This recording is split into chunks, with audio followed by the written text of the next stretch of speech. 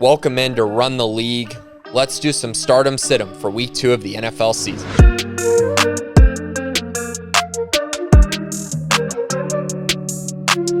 All right, guys, so it's week number 2 of the NFL season, and it is time to try to get a win.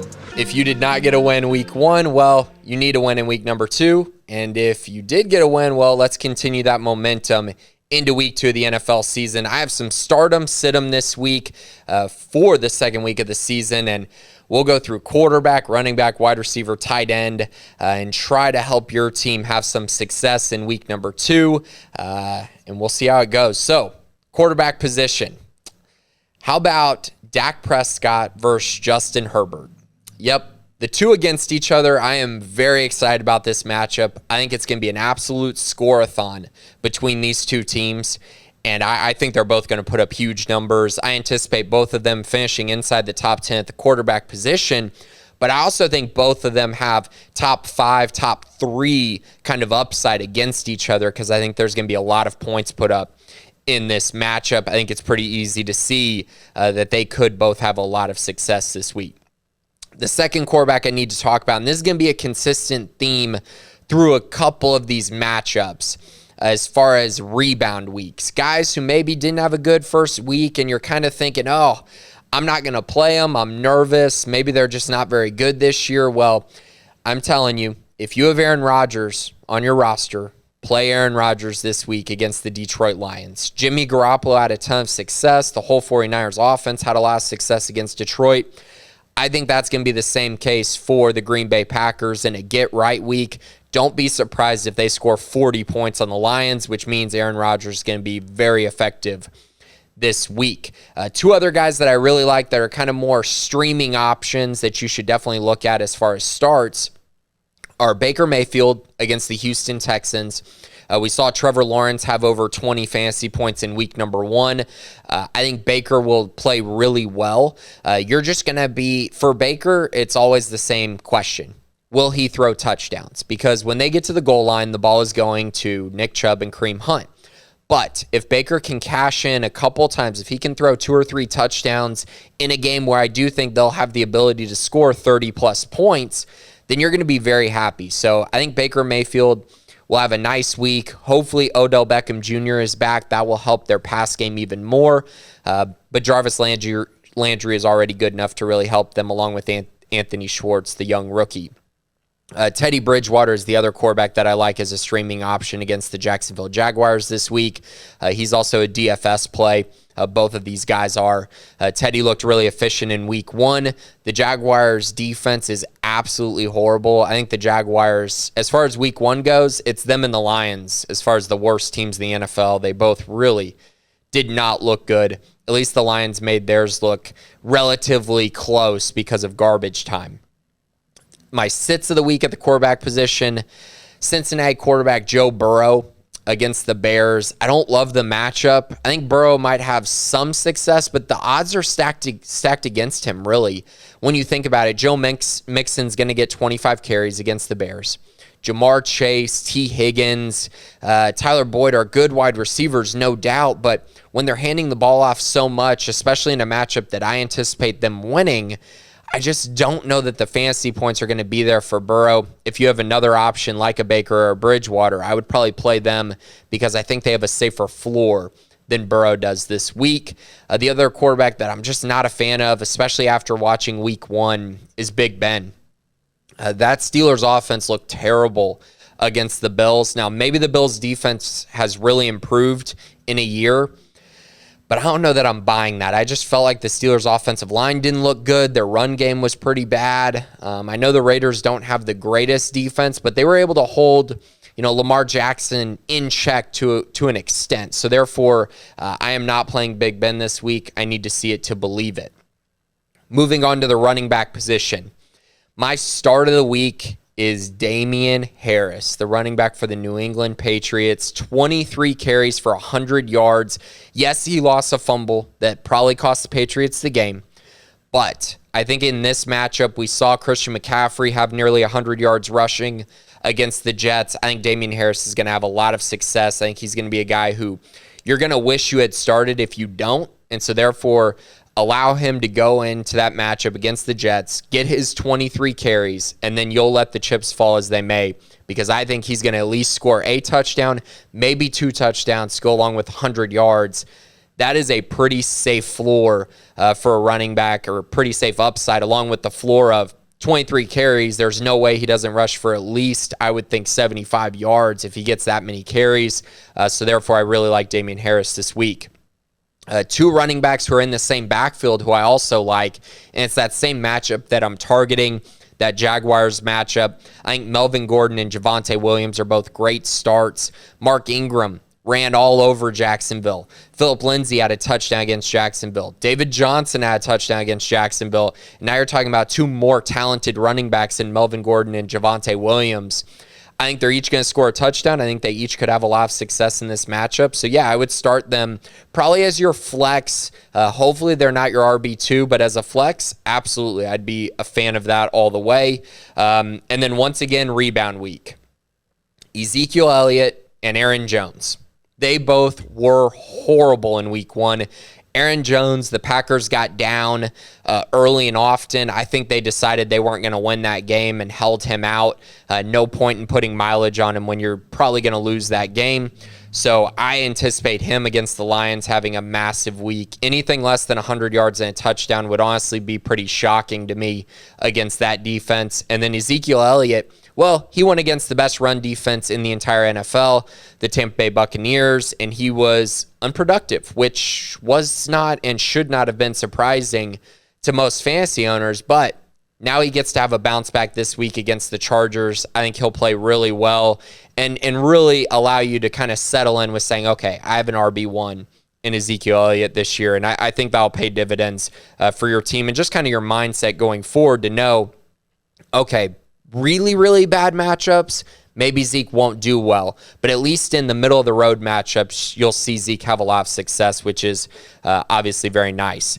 I actually have 3 sit-ems this week, and these are going to be really unfortunate ones because these are guys who a lot of people spent somewhere between the 4th and the 7th round draft capital-wise. So the first one's Mike Davis. Well, he's taking on the Tampa Bay Buccaneers this week, who we just saw Zeke go for 11 carries for 33 yards against Tampa Bay. Zeke is much better than Mike Davis. Mike Davis was 15 carries for 49 yards against the Eagles. I don't see him having any more success against the Buccaneers. I think this is going to be a really rough week. I would do everything I can to not have to play Mike Davis this week. Sure, he could have a couple catches and kind of save his week, but I just think the ceiling is completely capped and the floor really is not there unless he can catch maybe 6 catches. He only had 3 last week, so really nervous about Mike Davis going into this weekend. James Robinson is another guy, just kind of had a baffling week 1. He had 5 carries for 25 yards, 3 catches for 29 yards. He was terrible. And the problem was that he had 5 carries and Carlos Hyde had 9 carries, and Carlos Hyde was more efficient on those carries. Who do you start there? I don't think you can start any until you start seeing more production out of one or the other. You see Urban Meyer and his staff make a commitment to one of them. But outside of that, I can't play either one. And James Robinson is a guy who hopefully most of you drafted early in the season where you're able to get him in maybe the 8th or 9th round instead of late in the season where you probably took him in the 5th round. Some people might have even taken him in the 3rd or 4th round. Really unfortunate start to the season for him. The other running back I'm a little nervous about this week is Josh Jacobs against the Pittsburgh Steelers. He had 11 carries for 34 yards and 1 catch. Now, I know he scored twice, and that saved his week, but those numbers are terrible. The efficiency just wasn't there, and the Steelers have a very solid defense. I just think that he's going to run into the same problems he had in week 1, and therefore, I would like to not start Josh Jacobs if possible. Okay, moving over to the wide receiver position. I have a couple wide receivers that I'm really excited about this week, and my start of the week is Mike Williams. If you play daily fantasy, put Mike Williams in your lineup this week. You'll be really, really happy. So he had the most targets in his career, 12, and he had 8 catches for 82 yards and a touchdown in week 1 against a really good Washington football team defense. This week, he gets the Dallas Cowboys, who just got torched by Tom Brady in week 1. I think Mike Williams is going to be absolutely awesome against the Cowboys, and a guy that you'll be really happy that you have in your lineup. I think he's going to have a big week. Another wide receiver I like is Tyler Lockett. He had 4 receptions for 100 yards and 2 touchdowns against the Colts, had that really big explosion week, which we've seen from him in the past.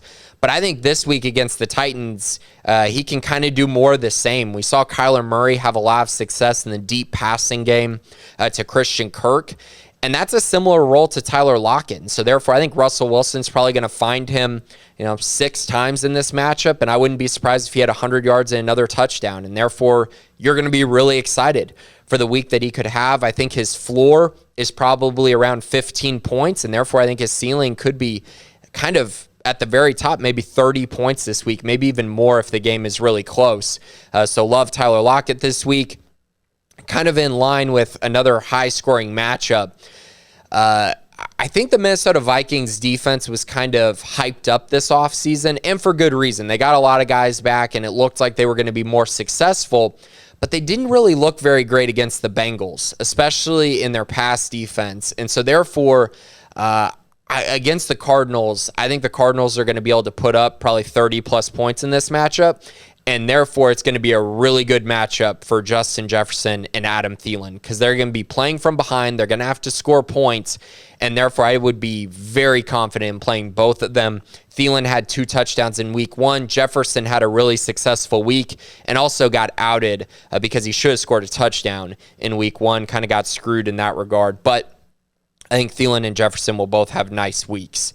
As far as my sits of the week at the wide receiver position, this is really a tough one for me. I really liked Brandon Ayuk coming into the season, but the hamstring injury, the uncertainty in that offense, I just don't know what's going on with Kyle Shanahan right now and what he's trying to accomplish.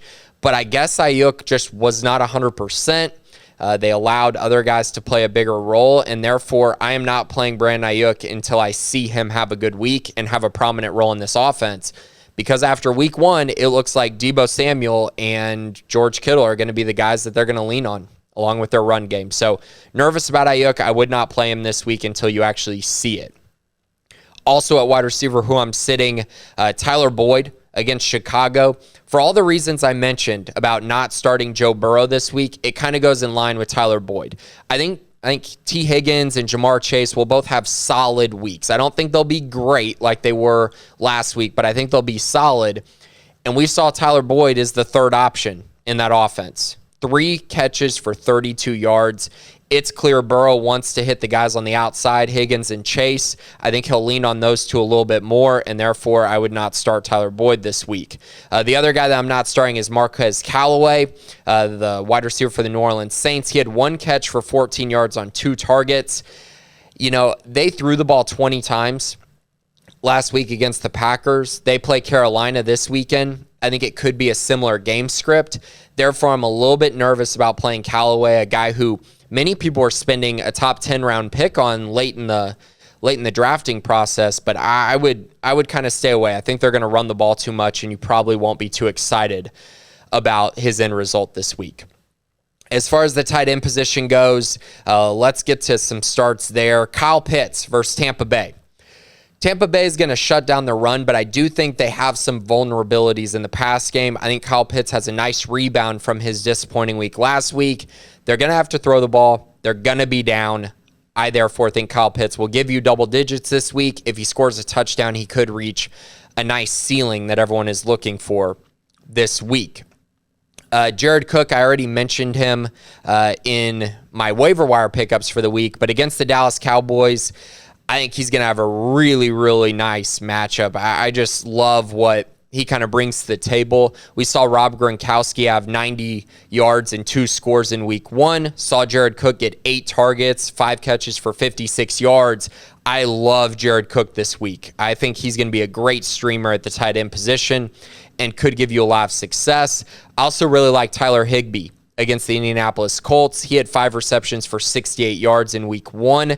The Colts gave up 5 receptions for 57 yards and a touchdown in the first week against Everett and Will Dissly. Therefore, I think Higbee's got a nice safe floor. He'll probably be right around the same 5 for 68.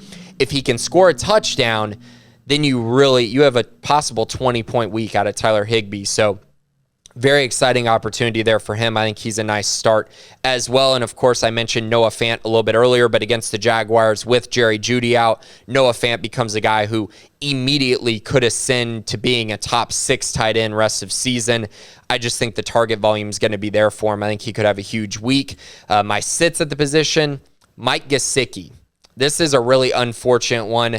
A lot of people had high hopes for him, but 2 targets, no catches in their week 1 matchup against the Patriots, and it gets a lot harder because the Bills gave up 1 catch to tight ends in week 1.